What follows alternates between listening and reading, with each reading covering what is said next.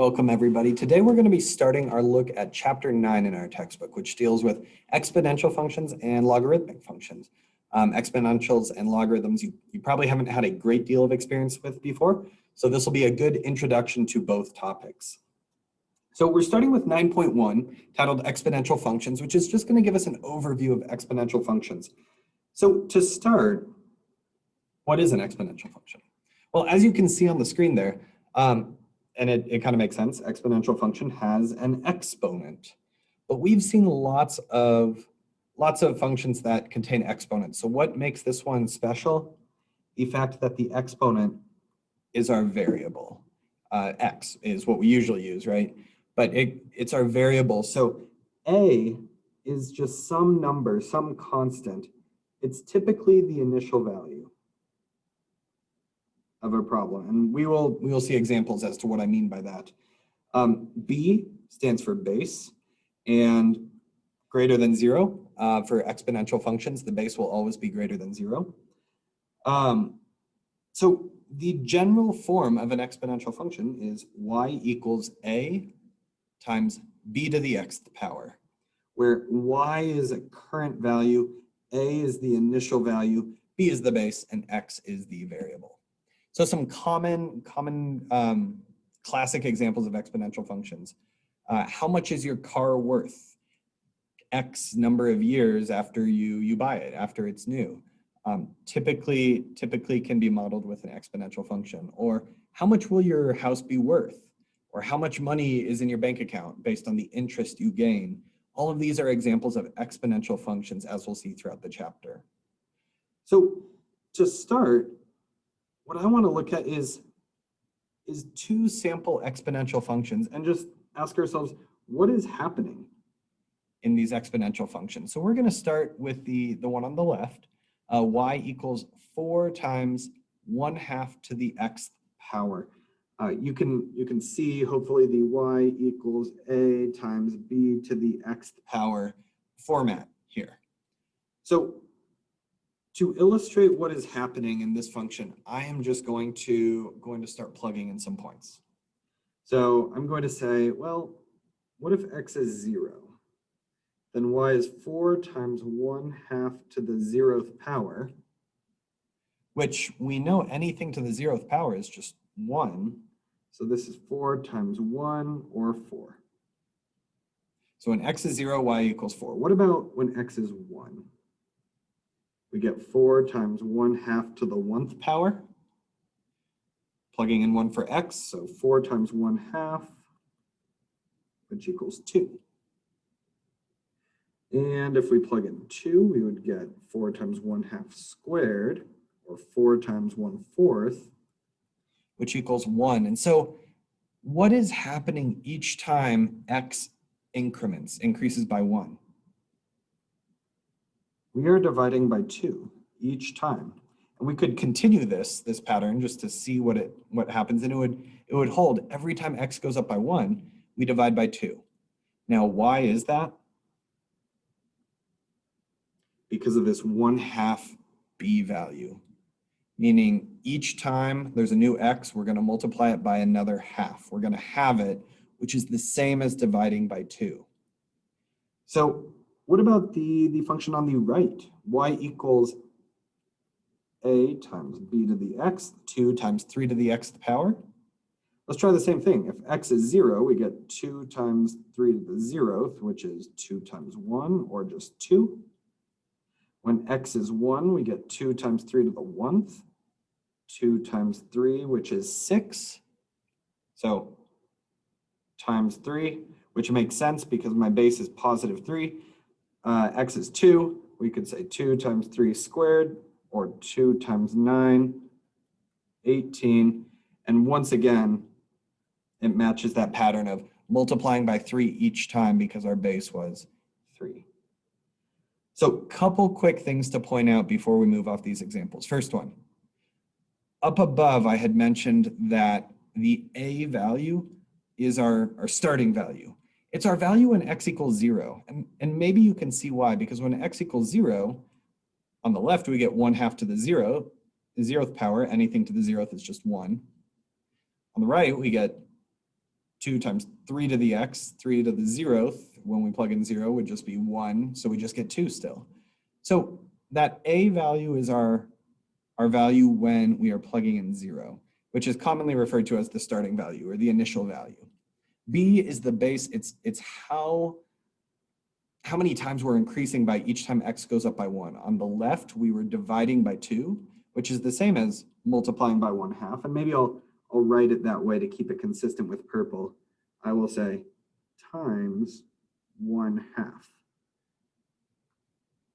times 1/2. And then in purple, when the base was 3, I will say times 3 times 3. Now, you can probably see just from these examples, we could graph these. We could plug in some points, we could graph these and see what they look like. We will, absolutely. But this is just a general idea of what exponential functions, how they behave as a table of points. So speaking of graphs, one thing I want to talk about in this section is growth versus decay, exponential growth versus exponential decay. Exponential growth shoots upward really quickly. It starts off kind of flat, looking at the graph on the left, kind of flat. I'm actually going to grab my highlighter. But then as you can see, as time goes on, it gets really, really steep. And that's characteristic of exponential growth. So this growth right here, we're increasing, obviously, versus the one on the right, exponential decay, where it started going down fairly steeply, and then it levels off. Then it gets flatter, exponential decay. So these are very commonly seen in the world, in the real world. On the right, you can see percent carbon 14 as the y-axis label. Carbon dating. If you've heard the term carbon dating for figuring out how old something is, exponential decay. That's what it's based on.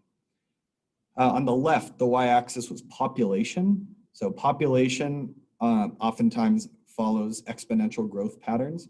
Population in a certain area, a city, a town, a country, over some number of years. So how do we know, just by looking at an equation, if we're looking at exponential growth or exponential decay? If b is greater than 1, then we are looking at growth. And if b is less than 1, we are looking at decay. Look at the two examples we made with the points. On the left, b was less than 1, it was 1/2. And so we were multiplying by 1/2, so we were getting smaller each time, exponential decay. And on the right, in purple, b was 3, greater than 1. We're multiplying by 3 each time, and you can probably see it's going to be increasing pretty quickly, 2, 6, 18. It's going to keep going up, exponential growth. So just by looking at that equation, we can answer the question of, is it going to be growth? Is it going to be decay? So we're going to do one quick graphing problem here. Graph the following exponential equations, state whether it exhibits growth or decay, find its domain and range. Just by looking at this, b is 1/4, which is less than 1, which means, what do we have? We have exponential decay. Okay, we didn't even have to put any points in, just by looking at that equation. But now to get our graph, let's put some points in. I like to start at 0 typically. 20 times 1/4 to the 0th power, which is 20 times 1, which is 20. And that's my a value, my starting value. When x is 0, I should get my a value. So making sense so far. How about 1? 20 times 1/4 to the first power. 20 times 1/4 equals 5. Okay, we're going down. That matches the decay pattern. 2, 20 times 1/4 squared, which is 20 times 1/16, which is 20/16 or 5/4 if we simplify, just over 1. And let's do one more just for fun. 20 times 1/4. If we plug in 3 for x, that's 20 times 1 over 64. Okay, so 20 over 64. We could divide each of those by 4. So 5/16. 5/16. What does this look like on our graph? Well, to fit this on our graph, I think I'm going to go up by 2s. I'm going to say 2, 4, 6, 8, 10, 12, 14, 16, 18, and we'll call this 20 up here. I didn't scale my graph, leave myself enough room, clearly. But when x is 0, y is 20, and I'm going to fill in the dot right on that h. That's where 20 is. When x is 1, y is 5. I'll just go by 1s here. When x is 2, y is just over 1, so I'll put it halfway up, a little over halfway up to 2. When x is 3, we're not even a half. And by this point, after 3 or 4 points, you can usually see the shape of the graph. Mine obviously is super wavy. I freehanded that. It's not a great sketch, but you can see the exponential decay, how it starts off really steep and then it flattens out. So graph the exponential equation, check. Growth or decay, check. Find the domain and range. Let's talk about this. So domain and range are the possible x and y values. The domain of this graph, all real numbers. I can plug in any x value. I could plug in negatives, I could plug in 0, I could plug in positives. We just plug them in. But the range is what y values will be hit. What y values will be hit from our graph? Well, grabbing my highlighter, it looks like it goes up forever.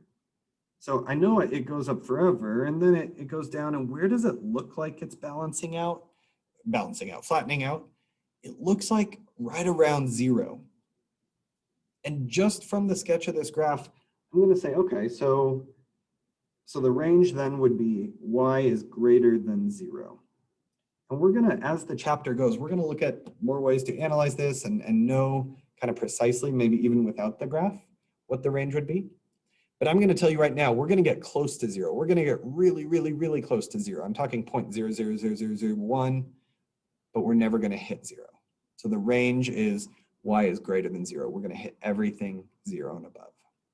So those two familiar concepts, domain and range. Okay.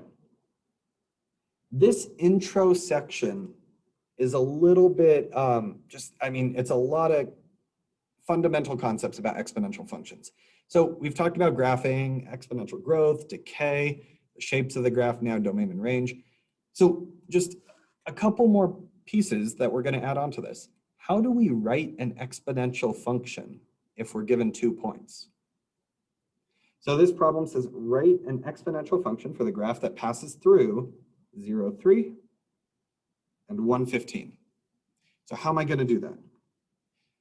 It's a very scripted, prescribed way to make this happen. I'm going to start with my exponential function, general form, y equals a times b to the x. And I'm going to plug in the point where x is 0. You will always be given this point where x is 0. So I'm going to say, well, y is 3 in this point, and x is 0. So 3 equals a times b to the 0th. Now this does something for us. I don't know what b is. I don't. We haven't found that yet, but I do know that b to the 0th, anything to the 0th is just 1, right? So we have 3 equals a times 1. Well, that means that 3 equals a. Little half box there because I don't want to lose it. Now I know what a is. Another piece to my puzzle. That means I am ready to solve for b. So we plug in the 0, 3 point, the one with the x-coordinate 0 first to find a. Then to find b, we're going to go back to our original equation, y equals a times b to the x. Now I know that y equals 3 times b to the x.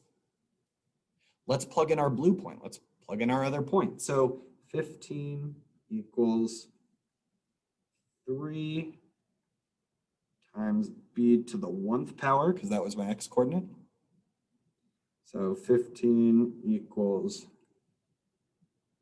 3b, 3 times b. Divide both sides by 3.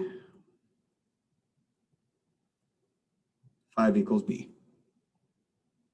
Use the x coordinate equals 0 point to find your a value, and then use your other point, whatever it is, and your newly found a value to solve for your b value. So now we can write this out. We can say our equation, our exponential equation, is y equals 3a times 5 to the xth power. Y equals 3 times 5 to the xth power. So using those 2 points and our knowledge of exponential functions, what they look like, that's how we're going to find the function given 2 points. Let's try that one more time. And this is a little bit of a word problem.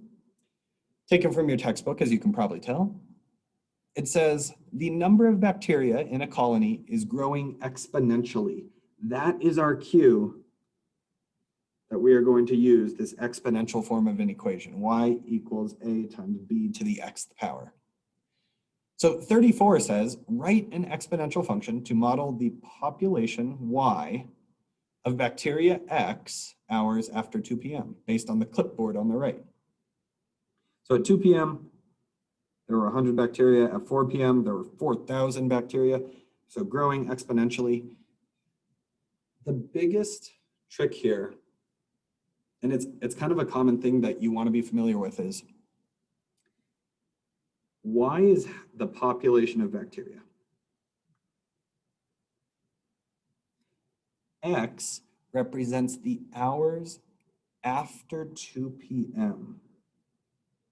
So what I'm going to do over here is I'm going to make a little column. I'm going to say, well, okay, how many hours after 2 p.m. is 2 p.m.? 0. So my x value there is 0. We're translating that time, 2 p.m., into an x value. We were told that we should use x to be hours after 2 p.m. So x is 0 there. And I'm going to say x is 2 right there because it's 2 hours after 2 p.m. So that might throw you off. That's kind of understandable. But look at what we have here now. We have the point 0, 100. X is 0, 0 hours after 2 p.m. The population of bacteria is 100. We have the point 2, 4,000. Based on the fact that 2 hours after 2 p.m., our population was 4,000. What I would like you to do is pause the video and try solving this out, problem 34 on the screen. Come up with the exponential function. It's exactly the same process as the one above, except now we have 2 new points. I'm going to pause the video, work it out myself, and then we'll both unpause and compare answers. All right, so for number 34, my final equation, a was 100, b was 2 root 10, the square root of 40, simplified.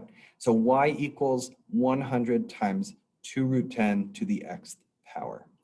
If you got something different, pause the video, take a look at my work, take a look at your work, see where things differ. And if you have a question, make sure you circle it and mark it so that when we're back together again, you can ask that question. So that's 34. What about 35? 35 says, how many bacteria were there at 7 p.m.?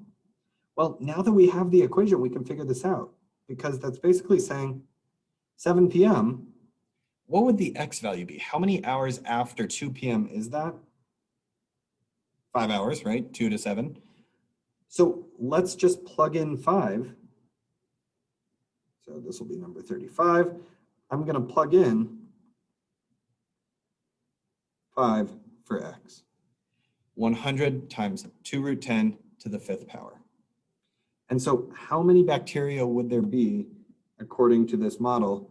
Well, I'm going to go to my calculator and say 100 times 2 times the square root of 10 to the 5th power, 5 hours later.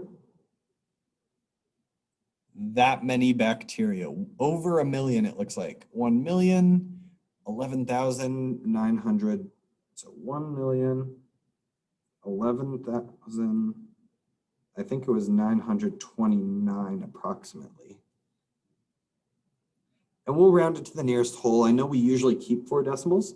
In this case, we're not going to have half a bacteria. I mean, we're probably dealing with whole number of bacteria.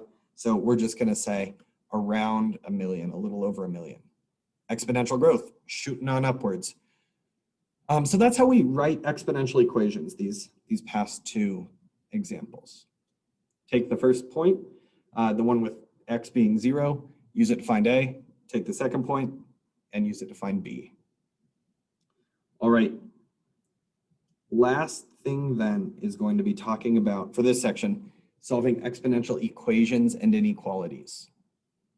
So on the screen, towards the top of the screen right now, the first thing that it says there is that 3 to the x equaling 3 to the 14th means that x equals 14. And this, I'm hoping, makes some intuitive sense. Here's how I often think of it in my head. 3 to the this equals 3 to the that.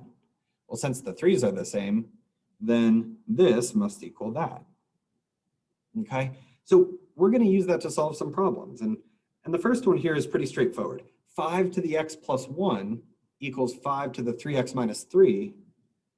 Well, that means that since the 5's are the same, x plus 1 must equal 3x minus 3. So those exponents match. That's an easy problem for us.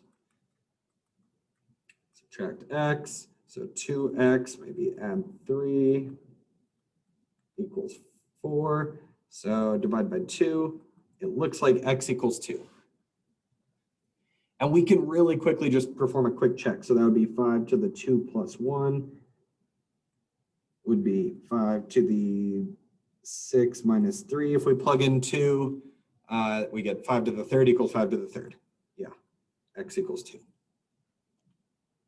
So because the 5's were the same, the exponents have to be the same. We can set up a really easy equation. What if it's a little bit harder though? What's different about this problem? Well, the 2 and the 8 are no longer the same, right? On the previous problem, it was 5 to the this equals 5 to the that. So this had to equal that. Here we have 2 to the this equals 8 to the that. Comparing apples and oranges.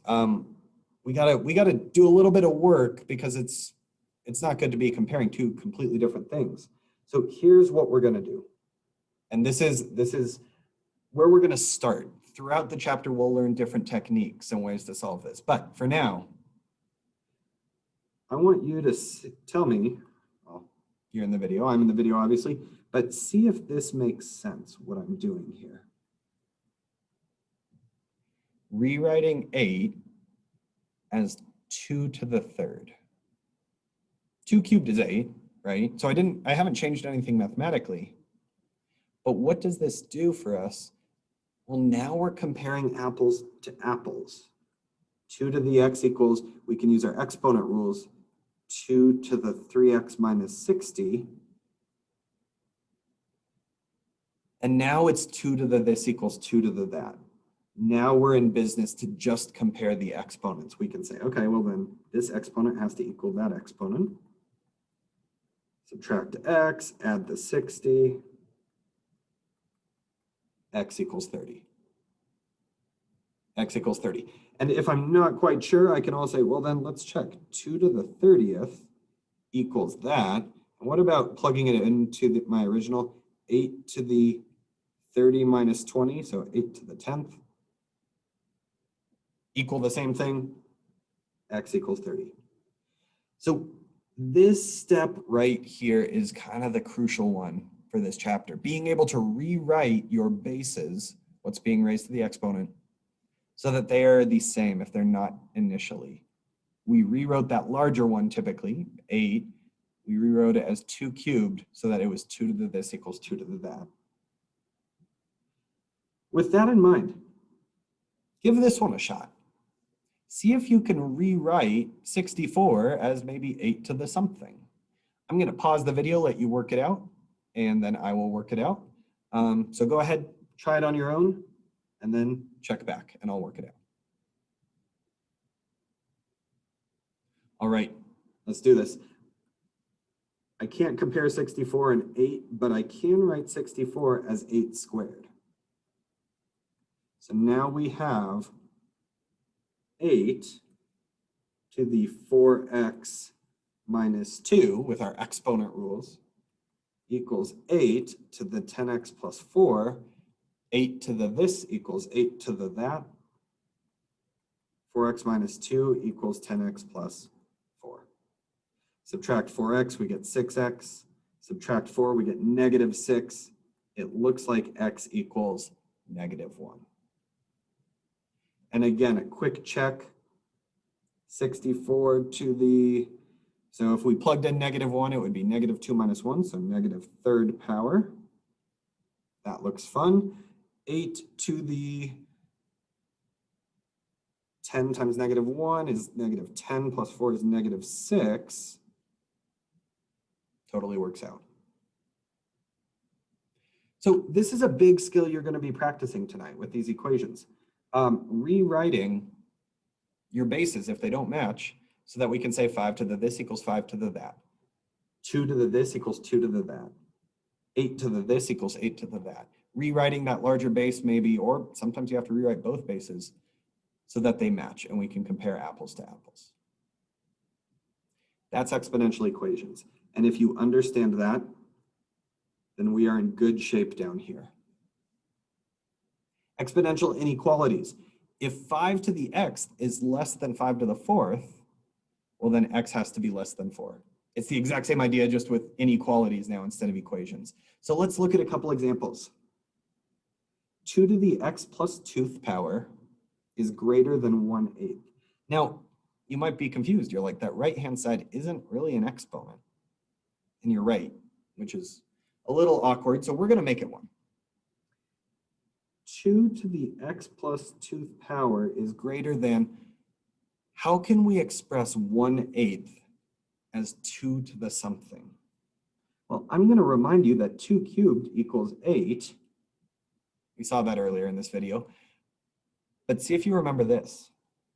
If we throw a negative on that exponent, 2 to the negative third, it becomes 1 over 2 to the positive third, or 1/8. So these exponent rules are going to be really important for exponential functions. Kind of makes sense. I'm going to rewrite it. 2 to the x plus 2th power is greater than 2 to the negative third power. And now 2 to the this is greater than 2 to the that. This is greater than that. X is greater than negative 5. Same exact idea as equations, just with inequality signs now. And this example I chose to give you an idea. Oh yeah, those negative exponents, we might need those. We absolutely might. So last example of the day. And this one adds one more wrinkle. I'm just trying to show you lots of different wrinkles in this section. 32 to the 5p plus 2th power is greater than or equal to 16 to the 5pth power. Now, here's the issue. Here's that wrinkle. What color did I use? I used red over there, so I'll change it up. I don't know of a good way to write 32 as 16 to the something. You might be thinking 16 to the second power, because 16 times 2. Remember, 16 to the second power is 16 squared, 16 times 16. So sometimes you're going to need to potentially not just rewrite your larger base, but rewrite both bases. And to do that, you have to think, what new base can I rewrite both of these in? So you think for a second, you think, okay, 32 and 16, and you might think, oh, wait, this is 4 squared, but this, I don't think this is 4 squared, 4 cubed, anything, so it's not 4. But what if we rewrote them in the power of 2? 2 to the 4th. 2 times 2 times 2 times 2 is 16. To the 5pth power. 32 is 2 to the 5th. 2 times 2 times 2 times 2 is 16, times another 2 is 32. 5p plus 2. Very possible, and I can actually guarantee you will have to do this sometimes. You rewrite both sides into a common base. But now, exponent rules, 2 to the 25p plus 10th power is greater than or equal to 2 to the 20th power, greater than or equal. So 2 to the this is greater than or equal to 2 to the that. 25p plus 10, greater than or equal to 20p. Maybe subtract those 25p's over. 10 is greater than or equal to negative 5p if we subtract. And then just all our previous rules still apply, so just be careful here. If you divide by a negative in an inequality, what do you have to do? Negative 2 less than or equal to p. Or if we wanted to flip it, p is greater than or equal to negative 2. Remember that sign flips when we divide by a negative number or multiply by a negative number. P is greater than or equal to negative 2. So rewriting both bases, rewriting one base, those negative exponents, things like that, all of this is key information as we start our discussion into exponential functions. So we've talked about solving inequalities. I'm going to grab my charging cord real quick. We've talked about solving exponential equations and writing exponential equations given 2 points, graphing them, finding some domain range from the graph, and general just shape what is an exponential function. We've covered a lot of ground. And as you know, that's kind of common for a first section of a chapter because there's a lot to talk about. We're laying the foundation for everything in this chapter. But I'm hoping this made sense. If it didn't, circle, write down some questions to ask when we're next together. Take a look at your practice problems for this section because exponentials and logarithms, a nice algebraic topic that we're going to need to practice. We're not just going to get it immediately. So make sure you're completing those practice problems. If you have questions, definitely let me know, bring them up. And otherwise, I will see you next time.